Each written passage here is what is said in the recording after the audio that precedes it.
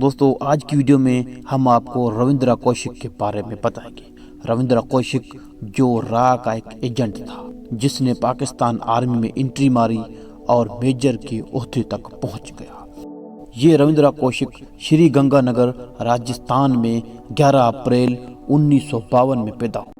رویندرا کوشک ایک برہمن فیملی سے تعلق رکھتا تھا۔ اس را ایجنٹ کا باپ جے این کوشک انڈین ایئر فورس میں ایک آفیسر تھا اور ان کی ماں ایک ہاؤس وائف تھی۔ رویندرا کی فیملی میں 4 بہن بھائی تھے جن میں سے رویندرا دوسرے نمبر پہ تھا۔ یہ بچپن میں ہی سے ایکٹنگ میں دلچسپی رکھتا تھا۔ ایک دن یہ اپنے کالج میں ایک ڈرامے میں ایک آرمی آفیسر کا رول ادا کر رہا تھا تو اس پر را کے ایجنٹس کی نظر پڑی۔ اس کی آرمی سے لگن اور چاہت دیکھ کر را کے آفیسرز نے رویندرا سے کہا، کیا یہی جذبہ آپ کے دل میں دیش کے بارے میں بھی ہے؟ تو رویندرا نے ہاں میں ہاں ملا دی۔ اس کے بعد را کے ایجنٹس نے رویندرا کو دہلی ایک سرکاری نوکری کے لیے بلایا۔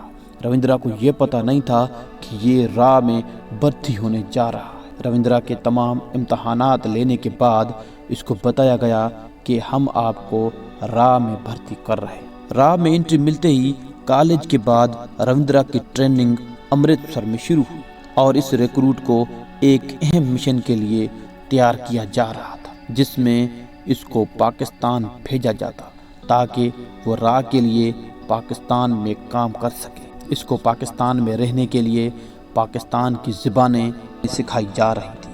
یہ پہلے سے ہی شری گنگا نگر سے تھا تو پنجابی انہیں بہت خوب آتی تھی، لیکن اس کو اردو بالکل ہی نہیں آتی تھی۔ اس لیے اس کو ٹریننگ میں اردو سکھائی گئی اور قرآن پاک پڑھایا گیا اور پاکستان کی لوکل بکس بھی پڑھائی گئی تاکہ اس کو گفتگو میں کوئی دقت نہ ہو۔ پاکستان میں کسی ایجنٹ کو ایسے ہی بھیج دینا مطلب اپنا ہاتھ شیر کے منہ میں دینے کے برابر تھا۔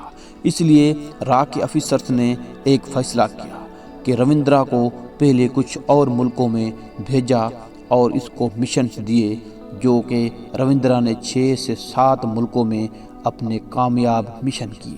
را کے آفیسرز اب اس کو جان چکے تھے، اس کی ہنرمندی اور اس کی جوان مردی کو جان چکے تھے۔ اس لیے رویندرا کو پاکستان بھیجنے کا فیصلہ کیا گیا اور اس کا اگلا کام تھا رویندرا کو پاکستان میں نئی شناخت دلوانے کا۔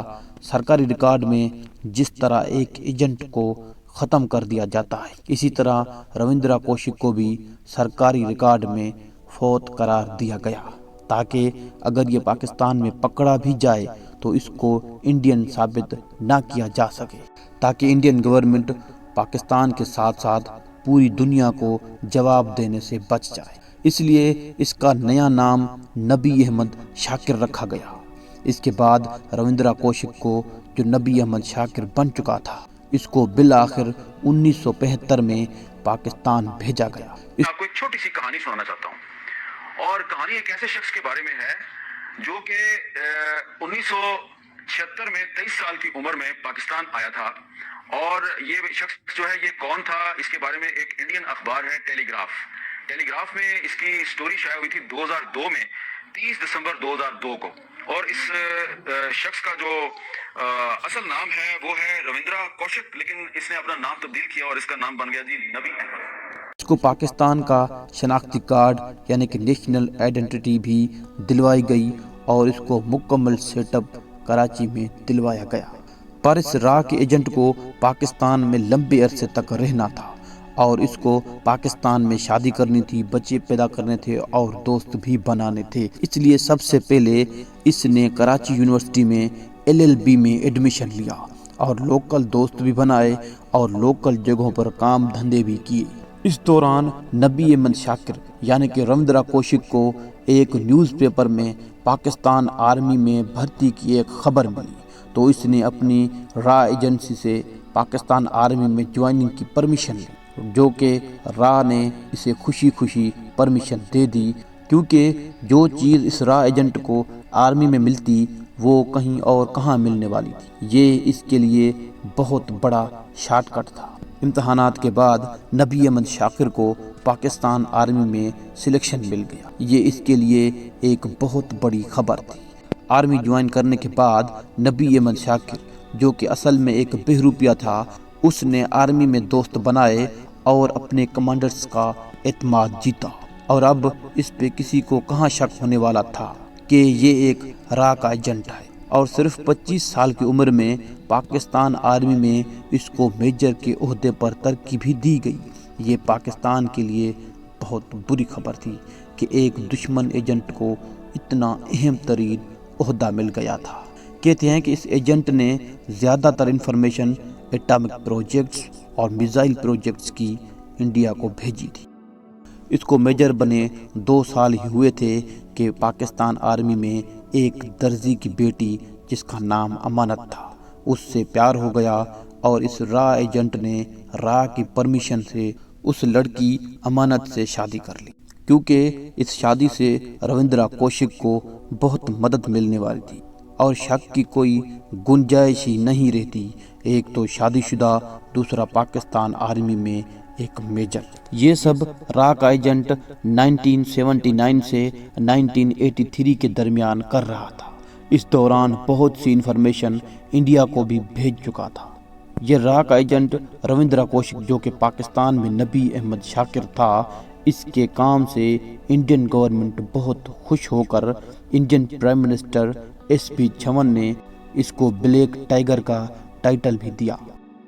کہا جاتا ہے کہ 1981 میں روندر کے چھوٹے بھائی کی شادی تھی، اس لیے اس شادی میں شمولیت کے لیے روندر نے را سے منت کر کے اجازت لی، جس شادی میں روندر کو دبئی کے ذریعے انڈیا آنا تھا، اور اس طرح روندر ایک بار پھر اپنے گھر میں واپس آیا، اور گھر میں جیسے ہی واپس آیا تو بھائی بہن ماں باپ کے پاس بہت سے سوالات تھے، کیونکہ اس طرح پراسرار نمونے سے غائب ہو جانا اور کئی سالوں کے بعد واپس آنا، یہ ایک بہت بڑی بات تھی۔ روندر نے کسی کے سوالوں کا بھی جواب نہ دیا، لیکن آخر میں صرف اپنے باپ سے یہ کہا کہ میں نے بھی شادی کر لی ہے، اور یہ سب میں آپ کو واپس آ کے بتاؤں گا کہ کب، کہاں اور کس سے کی ہے۔ اور پھر یہ را کا ایجنٹ پاکستان کی طرف لوٹا۔ 1983 تک یہ ایجنٹ انڈیا کے لیے کام کرتا رہا، اور ایک بار را ایجنٹ عنایت مسیح، جو کہ انڈین پنجابی تھا، روندر سے ملنے کے لیے آیا، اور اس عنایت مسیح کو پاکستان آرمی نے بارڈر سے ہی فالو کرنا شروع کیا۔ عنایت مسیح کراچی کے راستے پاکستان آیا اور پکڑا گیا۔ عنایت مسیح ایک نقلی نام تھا، اصلی نام کیا تھا یہ کوئی نہیں جانتا۔ یہ بات تو ماننی ہی ہوگی کہ پاکستانی آرمی کا ٹارچر کوئی برداشت نہیں کر سکتا، تو یہ عنایت مسیح کس باغ کی مولی تھی؟ یہ بول ہی پڑا تو سارا پلان ایکسپوز ہو گیا، اور عنایت مسیح کو پلان کے مطابق انفارمیشن کلیکٹ کرنے کو کہا گیا، اور اس طرح یہ روندر کوشک بھی ایکسپوز ہو گیا۔ مگر ہمیشہ کی طرح انڈین گورنمنٹ نے اپنے ایجنٹ کو پہچاننے سے انکار کر دیا۔ یہ خبر جب انڈیا میں پھیلی تو روندر کا باپ صدمے سے چل بسا، اور اس کی ماں سرکار کے دروازے کھٹکھٹاتی رہی، لیکن کچھ نہ ہوا، اور یہ انڈین ایجنٹ پاکستان کی جیلوں میں سڑتا رہا، اور پاکستان کی جیلوں میں سے اس نے خطوط بھی لکھے۔ اس نے ایک خط میں یہ بھی لکھا، کیا بھارت جیسے بڑے دیش کے لیے قربانی دینے والوں کو یہی ملتا ہے؟ لیکن انڈین گورنمنٹ کی طرف سے کوئی ریسپانس نہ ملا۔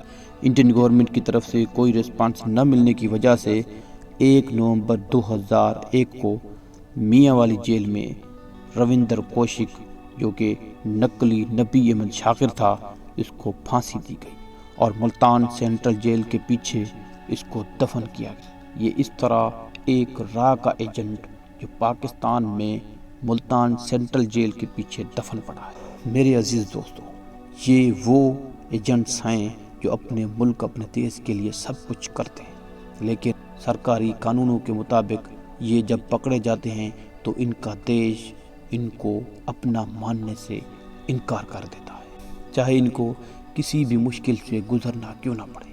ان کو اپنا ملک اپنا نہیں مانتا، کیونکہ عالمی عدالتوں میں بھی جواب دینا ہوتا ہے، اس لیے ایک ایجنٹ کے لیے پورا ملک جواب دہ ہوتا ہے اور مجرم ٹھہرتا ہے۔ یہ تو کسی مشن پہ بھیجنے سے پہلے ہی طے کیا جاتا ہے، اور اس ایجنٹ کو بھی بتایا جاتا ہے اگر آپ ایکسپوز ہو گئے تو ہمارے نہیں ہیں۔ ایکسپوز ہونے سے پہلے ہر ایجنٹ کو بہت خوب مدد ملتی ہے، ایکسپوز ہونے کے بعد اس سے کٹ آف کیا جاتا ہے۔ اسی طرح یہ انڈین ایجنٹ آج بھی پاکستان میں دفن ہے۔ دوستو، اگر آپ کو ہماری یہ ویڈیو اچھی لگی تو فیڈ بیک ضرور دینا۔